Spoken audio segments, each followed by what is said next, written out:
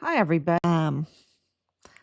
So let's get started. 1,965 days since Richard. So we've been doing this for almost well, I've given way over 2,000 live streams. And that's not including all the other posts, all the other posts. So it takes quite a bit to drive our government to do the right thing. And that tells you that there is an infiltration, that there is those in government spots that are up to no good, and in our military that are up to no good.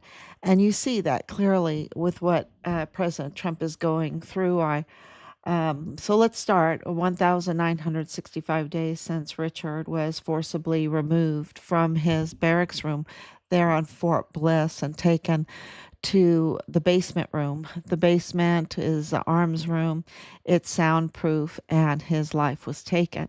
They stole his body and they mistreated it, dismembered it, and trafficked to Mexico for disposal because the underlining common denominators of this group who did this to a U.S. Army soldier whistleblower. He was whistleblowing about the criminal trafficking, about all the harm done to children. Don't forget, a 14-year-old was living on post for 4 months being pimped out to the soldiers, to discredit the soldiers, really, to really blackmail, discredit, um, compromise the soldiers. And so they couldn't be a whistleblower, and Richard didn't fall for it. He was a stellar soldier, a distinguished honor graduate. When he was 15, he clept out of both 6 college credits of college math and 6 hours of German, 6 college credits of German, all in just going there, taking the test. Of course, he went to Volkshochschule in Germany. We homeschooled, but they did all kinds of other things. They didn't just stay at home, and so the math and the Volkshochschule, which is a German language um, school that they went to every day, him and his brother. Um, just for a few hours, and uh, but makes all the difference when you're in Germany to learn the language, right? To learn the language. And of course, he went to Korea to the language and culture school there in Korea. He loved that, and was learning Korean. Our son-in-law is Korean, and he just loved it. Uh, his his godchild, is our daughter and son-in-law's eldest child, and so he put in the effort. He put in the effort to learn the culture, to learn the language, and just a magnificent person.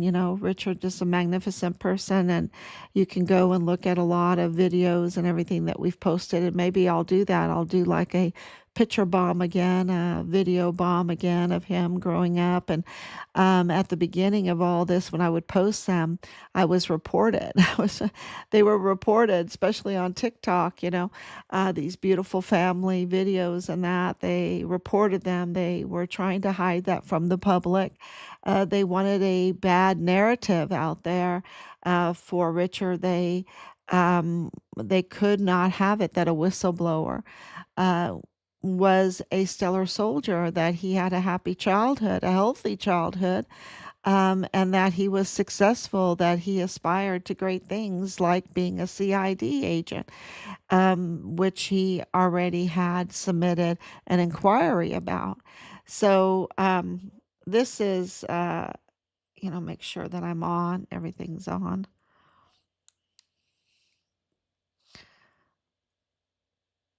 And we believe that, it took a long time for people to understand our family and Richard, and so so we kept going, kept going, and of course the CID told us that we had to investigate ourselves, and bring them leads. And I kid you not, they absolutely told us that. We have all the proof of that from the very beginning, that they told us that we have to investigate ourselves and bring them leads because they were in on it. And the common denominator is this Mormon faction. And that's very, very important in all of this, right? Because they have a loyalty to one another in this Mormon faction. And of course, um, this cartel, this cartel criminal trafficking enterprise that they were doing. And, so um, they had this, El Paso, they just have El Paso controlled by this Mormon faction that is cartel, that they are absolutely cartel. And so, they want to keep that border open. They want the worst type of crimes against children. The people that we have dealt with are very vile and vulgar. Very vile and vulgar, y'all. Very vile and vulgar. Just look up La Diabla targeting pregnant women. And so I want to make sure that I'm on. Yeah, there I am. Okay. And so I'm really, I'm just so happy to come on so early today. It's wonderful because it is the Christmas season. I hope everybody is getting all of their Christmas preparations done. Do not forget to celebrate big for the birthday of Jesus Christ. Don't ever not celebrate that. It is just, a time of the light coming into the world. And remember what I said the other night when I was reading through A Christmas Carol. Charles Dickens was saying that the dark is cheap, that the dark is cheap, and Scrooge liked it, right? Well, we don't want to be like Scrooge, right? We don't want to be like, even Scrooge didn't want to be like Scrooge. He came to the light at the end of A Christmas Carol, didn't he? So we are absolutely very, very busy with all the preparations, and that hasn't stopped us. That's why I'm just like so happy to come on so early, and I'll be up late. It doesn't, you know. It doesn't stop us from filing, and we're hearing that, of course, it's been making a difference, right? We have the Plenitude crematorium being investigated. We're really asserting a lot of pressure there to get our son's remains, and to get answers, right? To get answers.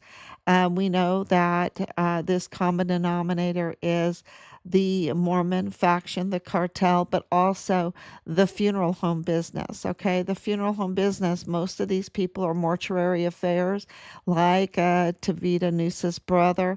Solomon Noosa is the mortuary operations officer. And many of these people in this case, in this investigation, are tied to funeral homes and the mortuary operations surrounding. And that's why Mario Raskin Ortiz, the chief medical examiner, is so important. That he's illegal, and he's unqualified. So because they messed with bodies, and we have that with the Plenitude crematorium. Over 400 bodies just in that one little raid. In that one little raid, over 400 rat infested, maggot infested bodies. And don't tell me there's no Americans there, right? Don't tell me it's just a stone throw from the border. And this is a narco crematorium. It's a narco crematorium for whistleblowers, or for dumping the those that were victims to the organ harvesting. Do we believe that Richard's body was organ harvested? There's a possibility. There's a possibility because of what these people were doing. And, they're into the insurances. And of course, with IDS Pablo in the military, you have Richard's platoon leader. Dallas Hart is the prime suspect in taking our son's life. And then you have his father in the IDS Pablo. And it's just really curious that so many people in this have like 100% disability or high disability rates. There seems to be some question if there was pay for play, right? Pay for play. Quid pro quo. I guess quid pro quo would be the better description of that there was some quid pro quo. And people like the dark.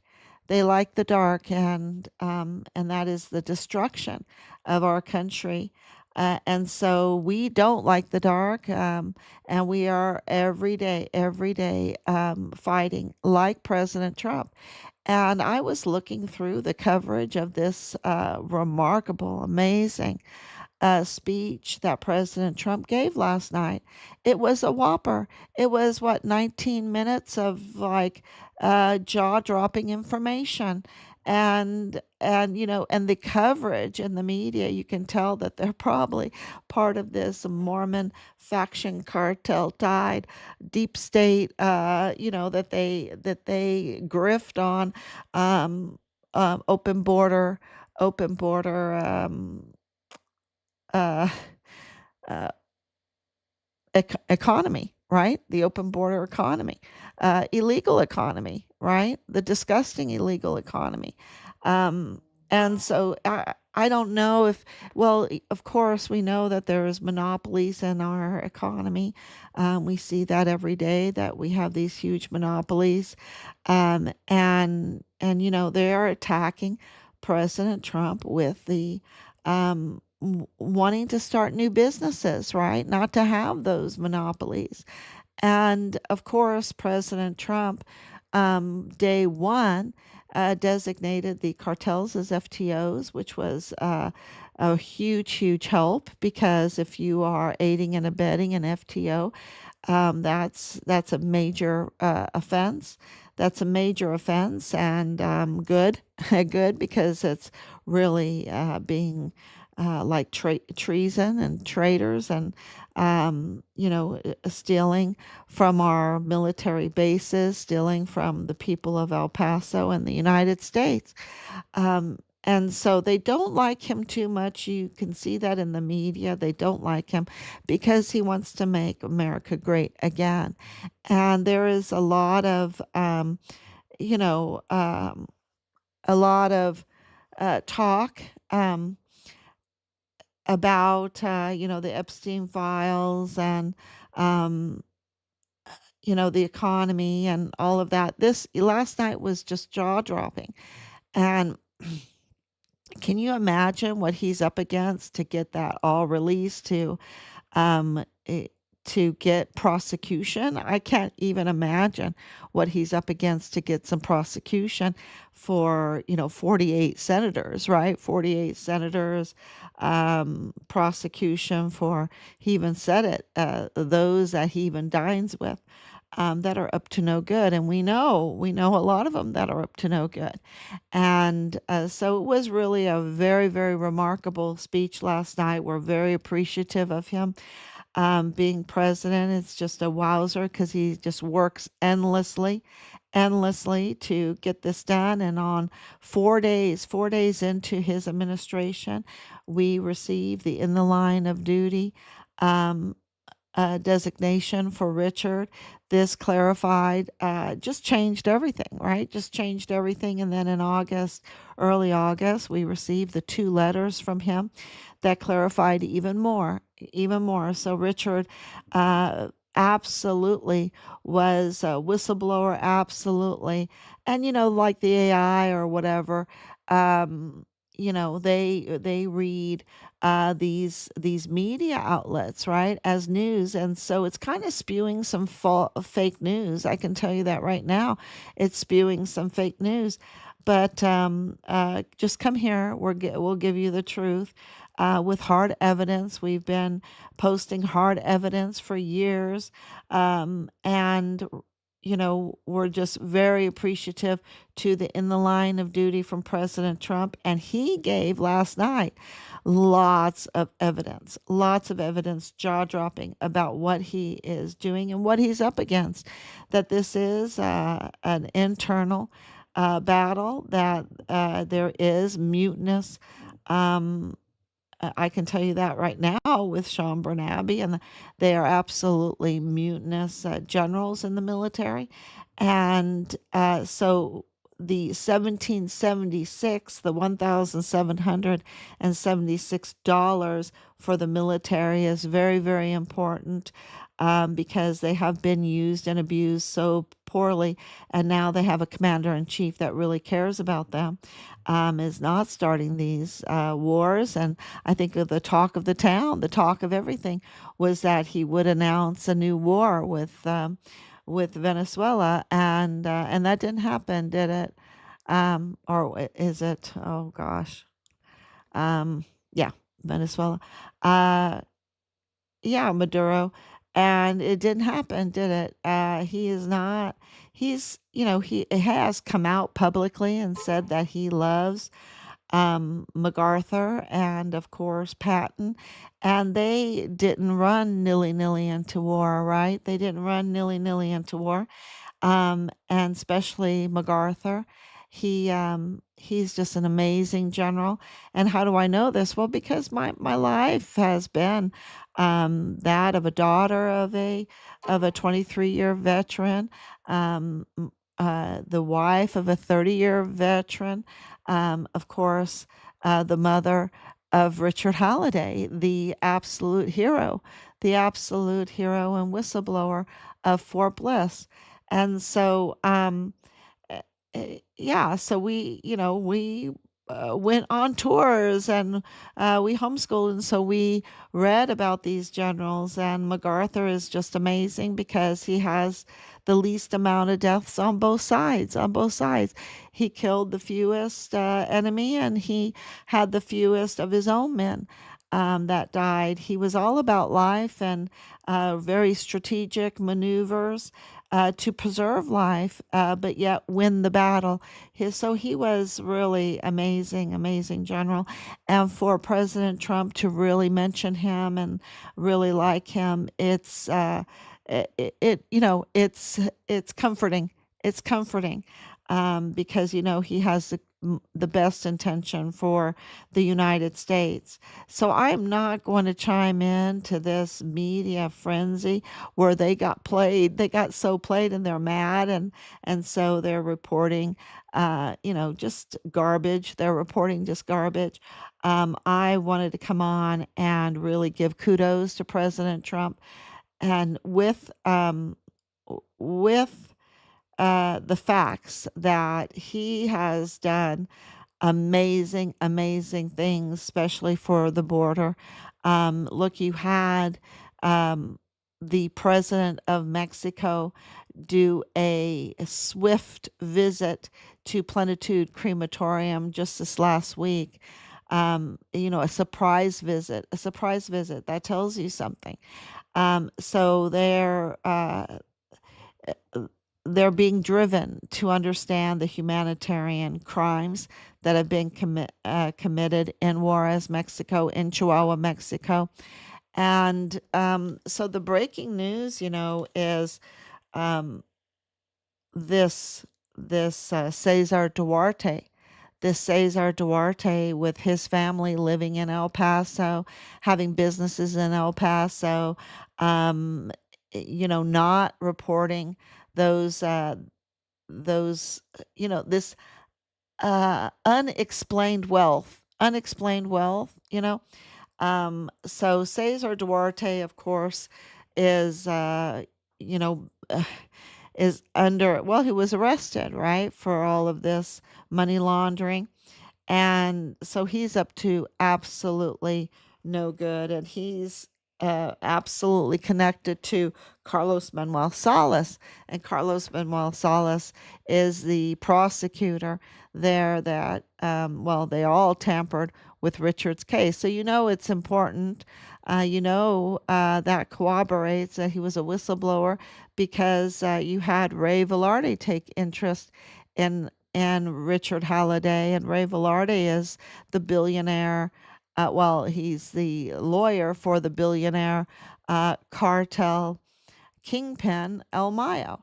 So, Richard was very, very important to all of them to do that kind of counterintelligence and to also do this cover up and to obstruct justice and tamper with his files. And at this kind of level with this many people involved. So, that corroborates that they were very afraid of Richard's reports, and that's why they tried to discredit him to the public because here he was, a distinguished honor graduate, guidon bearer, um, just the stellar soldier, being promoted before his peers, with waivers. So he absolutely was a threat to them. And with President Trump's letters and with the DOD designation, it absolutely corroborates. They are absolutely corroborated that we've been right all along, And Laura, thank you for coming on. Can you elaborate more on the Mormon faction? Are they Texas or Mexican based? They're both, because Colin Wetton and the FBI assistant, thank you for asking that question. The assistant special agent in charge there in El Paso, his family, look up the Wetton family and Novo Casa Grandes, Colonial Dublin, Colonial Juarez in Mexico. They are very, very wealthy. And he's in the um, in the FBI leaking our son's file to the very perpetrators that did this to our son. So, that's a really good example. Woody Hunt is a Mormon faction that is in the U.S. He's based in the U.S. Und wie, my Oma would say, und wie, and how, I mean, he's huge. He's huge, and he has a lot of power and he has compromised so many people with his ill-gotten gain. And he controls like 80% of housing for the military. So yeah, it's he's up to no good because his foundation, El Paso Foundation, is the parent company of El Paso Matters, and Bob Moore absolutely targeted Richard, with the whole car issue, trying to entrap Richard in a false arrest and all of that. And that has been all debunked. They were trying to absolutely, there was a campaign to, uh, discredit Richard. That's what they were trying to do. So, can you elaborate? Okay, so go to YouTube, search, find Richard Halliday, and she has all her lives there. You can hear all the facts on the Mormons, U.S. and Mexico. Thank you, Laura. But it's really important because, there's the Walmart mass shooting case that is also connected with this Mormon faction. And that is all coming out, right? It's all coming out. And we will be reporting on that too. But it is, Leilani Hart is Mormon, and of course, Dallas Hart is Mormon. The lawyer is Mormon. It's just the MP was Mormon. Um, you know, uh, yeah, there's just so many that were up to no good in all of this, and it's been a common denominator with the mortuary affairs, with the mortuary um, operations, and with there's a lot of deception, and that's what they're all about. They're all about major deception. So they'll call themselves Christian. They're not Christian. They will start Christian churches. They're not Christian, y'all. They are just trying to take advantage of people. They use Christ's name for a maneuver to earn trust from people, and they're not trustworthy. They are absolutely deceivers. They are absolutely monsters, and so all of that is coming out. You'll see it as and you see it in the TPUSA, this problem that they're having with all this deception, right? That's because half of Charlie Kirk's um, staff was this Mormon faction and up to no good. And that's why what Candace Owens is doing is being very helpful. She's asking questions, and that's what we did. And of course, she's getting attacked for it, just like President Trump when he wants to make changes and ask questions, he gets attacked. So that is really um, huge, huge developments.